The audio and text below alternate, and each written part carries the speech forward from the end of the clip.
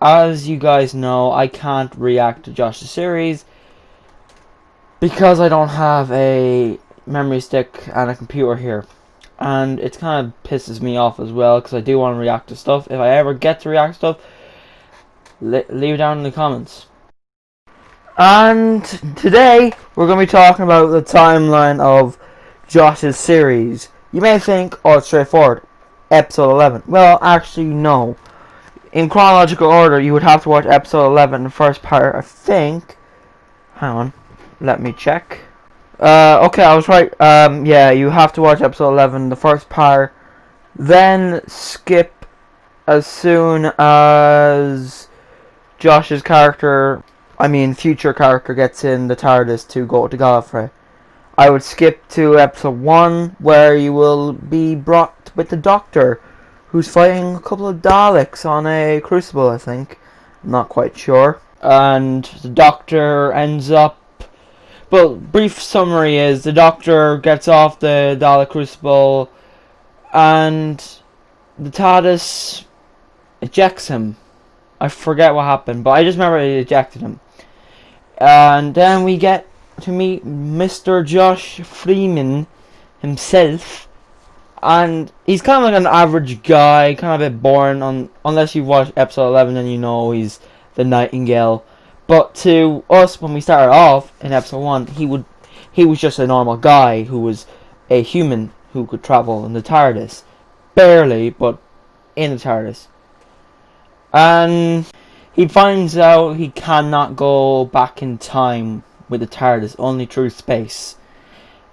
And that's sort of a good point. I like that plot. It was good. I think it could work. Josh, I know it tells me that he doesn't really like the series, but I think episode 1 and 2 and 6 are probably good episodes. Josh then travels to an alien planet. He explores, throws stuff in soup, gets attacked by a spider-like creature, or creatures, I don't really remember, and then gets back home with the TARDIS, and leaves the TARDIS in his bedroom while he goes out and finds a laptop. The second episode starts with a guy shooting a couple of zombies, or head crabs, or whatever you want to call them. He basically shooting mutants. That's what he's doing. He goes into a building and in his last dying moments sets off a distress signal, and then we cut to Josh, who is buying a fucking laptop. If I had a TARDIS, I wouldn't even need a laptop, but Josh, no. As Josh is searching for a laptop, the camera cuts back to the TARDIS, and it seems to be smoking up. Something's wrong with it. It dematerializes to Josh's location. Josh is very confused why the TARDIS is there, and then gets into TARDIS and tries to get home, but I think the intercom system, whatever it's fucking called, I don't care, it's Sky, is telling him that it's a distress signal and that he has to go to it. And Josh basically is confused, but at the same time is allowed in the TARDIS to go. So Josh lands in this post-apocalyptic area. It looks like a wasteland. It kind of looks like Fallout 3. And Josh gets out. Oh yeah, the TARDIS is on its back. It's like when you get out, you're walking normally, and then when you have to get out, you have to like... It's basically like the 11 Doctor's TARDIS when he crashed on to Amy Pond's shed. And Josh, of course, being a hero, decides to go and look for survivors. He ends up finding... He goes into the building, I think, the other guy who called it distress signal did. He finds the mutant creatures and asks if they're okay. Of course, they're mutants, so they're going to try and eat him. And Josh kills them, finds this poor guy, I think it's the same guy from the distress signal. Josh, if you're watching this, tell us now who that guy was. Josh tells him the most overused Terminator line and everything, Come with me if you want to live. Best. I regret making this video. He brings the survivor to the TARDIS, flies to a different place. I think the same place, but a different time. He lands there, kills a couple of zombies, meets his future fucking self, and is given a med kit. He heals up, and then kills a bit more mutants, goes back in time, fights another fucking mutants, gets bit, and then goes back to meet his past self and give him the med kit.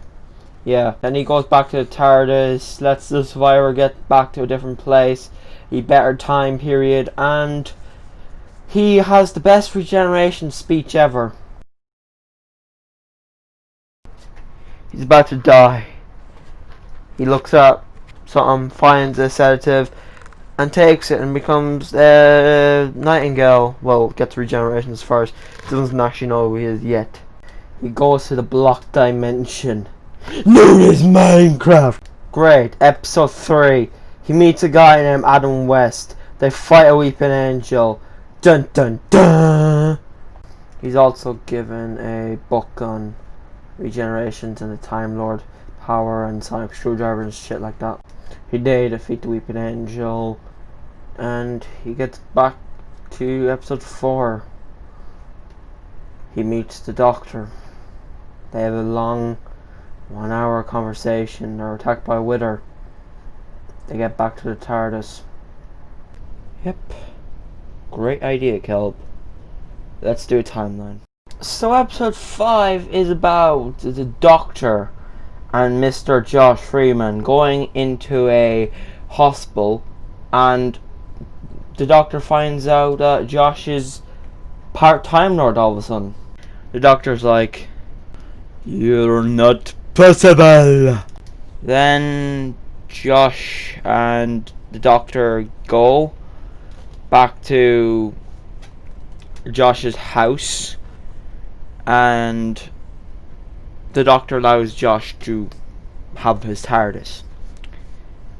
Oh great, the Sky episodes. Josh used to have a girlfriend called Sky, I believe. I'm not quite sure, I wasn't around back then. I just know that Josh would rather see her burn to death than see her breathing happily. Yeah. So in episode 6, turns out the TARDIS never had a voice. It was Sky in a water tank. They will also meet the best companion they ever could meet, and that's Mark Hopkins, aka the Dalek survivor of the camp. Yeah, they go to this place, turns out it's Scarrow, and they all lived happily ever after, I wish. They end up going to episode 7. Episode 7's them walking around a random abandoned building. I don't remember if there was a villain there or not. I don't have a phone on me anymore, so I can't check if it is, so sorry Josh. All I know is Sky leaves. Best fucking ending ever! In episode 8, they fight an Ice Warrior. Well, they don't actually fight him. They literally walk around talking to him, saying, "Well, what's wrong with you? I'm infected. What's wrong with you? I'm infected. What's wrong with you? I'm infected." That's literally the entire episode plot. I'm not giving out about the cast. That's literally all I remember from that episode. Yeah, let's just say I'm trying to rush this out as quickly as I can. The problem I have with episode A is they keep calling the Ice Warrior an infected, even though the Ice Warrior is a warrior. That's an alien. It's not infected. Yeah.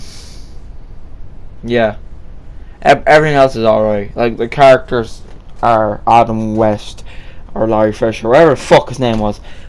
Larry West, I'm calling him. The only thing noteworthy about episode 9 is Larry Fisher's death. Episode 10 and 11 are better. They're like 10 out of 10. Okay, so episode 10, is Bao. In episode 2, if you remember, we had seen the zombies. Josh goes back in episode 10. I really will go and watch it, and hopefully it'll be good. Episode 11 is pretty good as well. I mean, Josh delves in deep with the origins of Nightingale. I'm in it. I'm a shit character, but I'm in it. Yeah, sorry Josh, that offends you. I'm just don't like my character in general. Sorry. I like the Nightingale, I like XT's character. Why couldn't I be the Doctor? Bitch, you answer me or what? Prick.